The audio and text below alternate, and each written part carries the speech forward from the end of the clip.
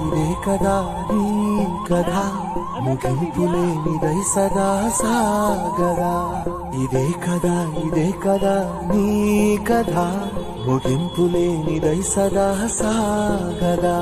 నీ కంటి రెప్పలంచున మనస్సు నిండి పొంగిన ఓ నీటి బిందువే కదా నువ్వెతుకుతున్న సంపద ఒక్కొక్క జ్ఞాపకానికి 100 ఏళ్ల ఆయువుందిగా ఇంకెన్ని ముందు వేచనో అవన్నీ వెతుకుతూ పదా మనుష్యులందు నీ కథ మహర్షిలాగా సాగదా మనుష్యులందు నీ కథ మహర్షిలాగా సాగదా